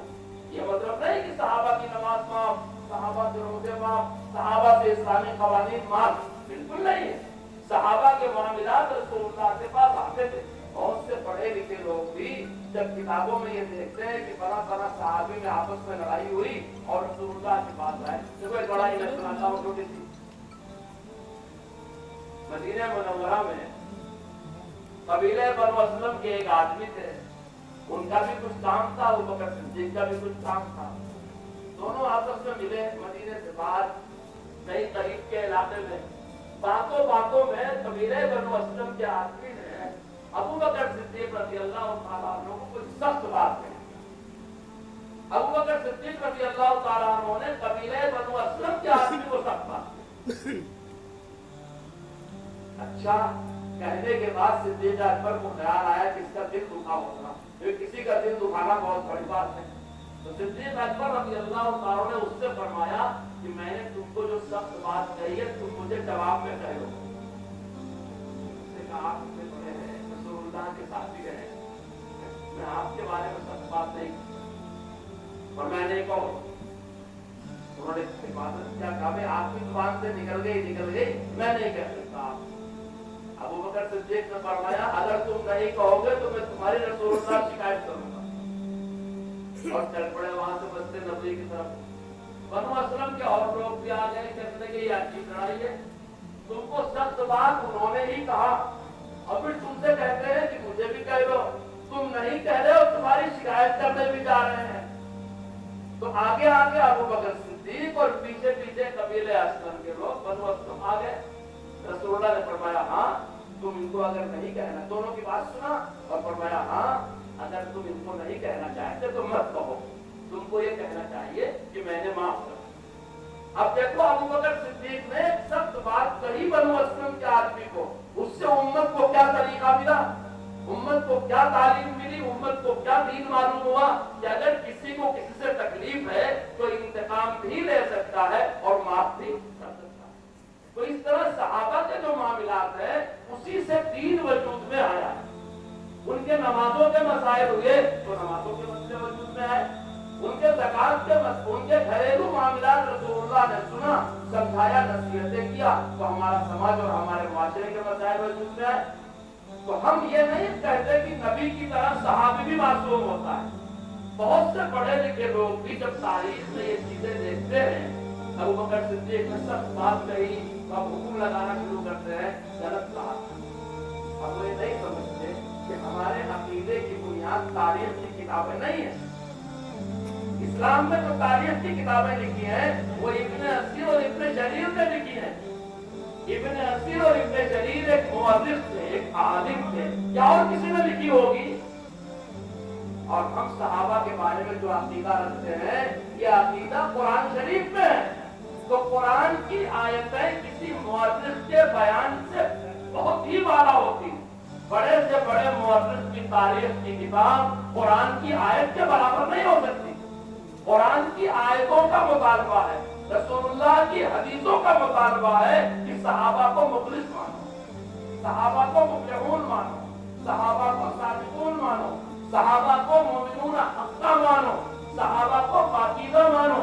صحابہ سے اللہ راضی ہے, یہ اللہ کہہ رہا, رسول اللہ کہہ رہے ہیں. تو اگر کسی تاریخ میں کہیں کوئی بات لکھی ہے صحابہ کے آپس میں لڑائی اور جھگڑے کی تو اس سے صحابہ کی شان میں کمی نہیں ہوتی, کیونکہ یہ چیزیں قرآن کے نص کے برابر نہیں. میں آپ کو سنا رہا تھا میرے دوستوں, کہتے ہمارا بھابی آنکھوں دیکھا حال کربلا کا بیان کر رہا ہے, وہ ہماری کتابوں میں لکھا ہے, وہ کتابیں ہم نے چھپا کے رکھا ہے لال پیلے کپڑے میں, ہم ہی اسے بیان کر سکتے ہیں, آپ کو نہیں دکھائیں گے. میں نے اپنے دوست سے کہا, میں نے کہا ایمانداری سے بتاؤ, آج کا مسلمان 1,500 سال کے بعد پیدا ہونے والا کلمہ پڑھنے والا مسلمان اگر کربلا کے میدان میں کھڑا ہوتا اور اس کے سامنے حضرت حسین پر گرفتار کرنے والے گرفتار کر کے حملہ کر کے ان کی گردن سر سے جدا کرتے ہوتے تو اس مسلمان کا فریضہ کیا تھا؟ اگر اس کے دل میں ذرا بھی ایمان اور آل رسول کی محبت ہے تو وہ اس آگ میں کود پڑتا اپنی جان دے کر کے ان کی جان بچانے کی. تبھی تو صبح سے لے کے شام تک شہادتیں ہوتی رہی, تبھی تو حضرت عباس شہید ہوئے, تبھی تو عام محمد شہید ہوئے, تبھی تو علی اصغر شہید ہوئے, تبھی تو ابو بکر شہید ہوئے, تبھی تو عثمان شہید ہوئے, تبھی تو وہ سارے لوگ شہید ہوئے جو رسول اللہ جو حضرت حسین کے لشکر میں تھے, ان کے قافلے میں تھے, ان کے ساتھ تھے. میں نے کہا تمہارا یہ راوی, میں کہتا ہوں مسلمان نہیں ہوں, جو نواز رسول کے گردن پہ چھری چلتا ہوا دیکھ کر کے کاغذ قلم لے کے ڈائری مینٹین کر رہا ہے وہ مسلمان ہو سکتا ہے. اگر اس کے دل میں ایمان ہوتا تو کاغذ قلم پھینک کے تلوار اٹھا کر کے حضرت حسین سے پہلے شہید ہو جاتا. اس لیے جس راوی کے بھروسے پہ تم یہ واحد تواہی روایتیں بیان کرتے ہو اور صحابہ کی مذمتیں کرتے ہو اور اپنا بت نکالتے ہو, میں کہتا ہوں اس میں ایمان نہیں ہوتی. اور گواہی کے لیے دینیات میں مومن ہونا ضروری ہے. ہم کو جو دین پہنچا ہے وہ مومنین کے ذریعے نقل ہو کر کے پہنچا ہے.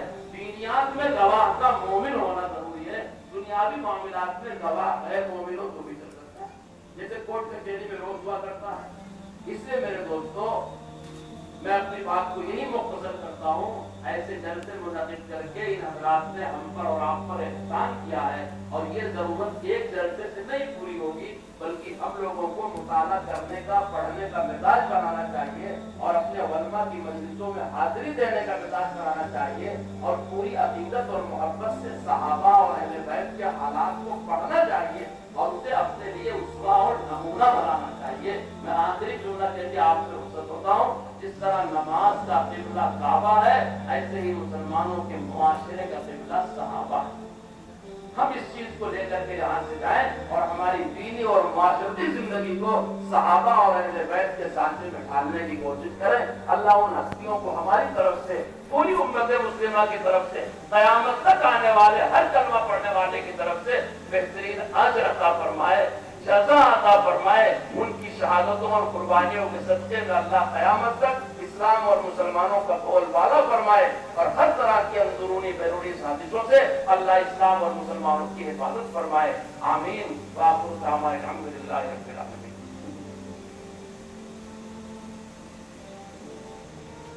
اللهم صل على سيدنا مولانا محمد وعلى آل سيدنا مولانا محمد صلاة تنجينا بها من جميع الأهوال والآفات وتغفر لنا بها جميع الحاجات وتطهرنا بها من جميع السيئات وترفعنا بها عندك أعلى الدرجات وتبلغنا بها أقصى الغايات من جميع الخيرات في الحياة بعد الممات إنك على كل شيء قدير. یا اللہ ہمارے اس مل بیٹھنے کو قبول فرما, کہنے سننے کو قبول فرما, عمل کی توفیق عطا فرما. یا اللہ اس جلسے کے لیے جن لوگوں نے جس طرح کی محنت کیا ہے ان کو اپنے خزانے سے دنیا آخرت میں اجر عطا فرما, ان کے مقاصد کو پورا فرما. یا اللہ حاضرین کے دل کی جتنی جائز مرادیں ہیں اسے پورا فرما, اسے قبول فرما. ہم سب کو عزت, عافیت, راحت کی زندگی نصیب فرما. یا اللہ اپنی محبت نصیب فرما, اپنے پاک کلام کی محبت نصیب فرما, اپنے پیارے نبی کی محبت نصیب فرما, صحابہ کرام کی محبت عطا فرما, اہل بیت اعظام کی محبت عطا فرما, اپنے نیک بندوں کی, صالحین کی, اولیاء ائمہ کی محبت نصیب فرما.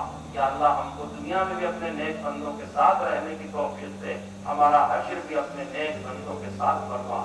یا اللہ جو دل میں طرح طرح کے ارادے لیے ہوئے ہیں, ضروریات لیے ہوئے ہیں, یا اللہ تو دلوں کے راز اور بھید کو جانتا ہے. یا اللہ کس کی کیا ضرورت ہے تو ہی پورا کرتا ہے, تو ہم سے زیادہ سب کی ضرورتیں جانتا ہے. یا اللہ اپنے فضل و کرم سے سب کی جھولی بھر دے, سب کا دامن بھر دے, سب کی ضروریات پوری کر دے.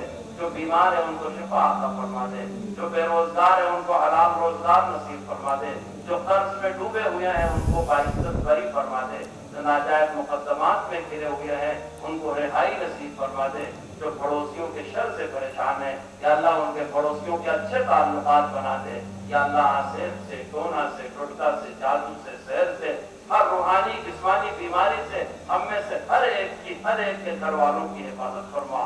ہمارے جو بڑے بوڑھے دنیا سے چلے گئے ان کی قبروں کو نور سے بھر دے, ان کے درجات کو بلند فرما دے. جو زندہ ہے ان کو صحت اور سلامتی کے ساتھ دیر تک باقی رکھ. ہم کو ان کی خدمت اور قدر کرنے کی توفیق عطا فرما. ہمارے جوان بچے اور بچیوں کو حیا عطا فرما, عفت عطا فرما, پاک دامنی عطا فرما, دین پر ثابت قدمی عطا فرما, دین پر عمل کرنے کے لیے حوصلہ پیدا فرما, دین پر عمل کی راہوں میں جو رکاوٹیں ہیں اسے دور فرما. یا اللہ پورے عالم میں بالعموم, اس ملک اور اس علاقے میں بالخصوص امن و امان قائم فرما, پیار و محبت کو زندہ فرما, انسانیت کو زندہ فرما, اسلام اور مسلمانوں کے سرخرو ہونے کے اسباب کو پیدا فرما, اچھے حالات بنا دے. جب تک ہم اور ہماری نسلیں اس دنیا میں زندہ رہیں ایمان اور اسلام کے ساتھ زندہ رکھ. جہاں جہاں سے ہماری دینی مدد ہو رہی ہے ان اداروں کی حفاظت فرما, ان کو دن دونی رات چوگنی ترقی عطا فرما. یا اللہ جب تک ہم اور ہماری نسلیں اس دنیا میں زندہ رہیں عزت, عافیت, راحت کے ساتھ اسلام اور ایمان کے ساتھ زندہ رکھ. جب آخری وقت کو کلمے اور ایمان کی موت عطا فرما, اور حشر کی منزلیں آسان فرما دے. ہم میں سے ہر ایک کو بلا حساب و کتاب سے جنت کا داخلہ عطا فرما دے, جنت میں اپنا دیدار نصیب فرما دے, اپنے پیارے نبی حضرت محمد رسول اللہ کا ساتھ عطا فرما دے. Subscribe now and press the bell icon. Never miss an update.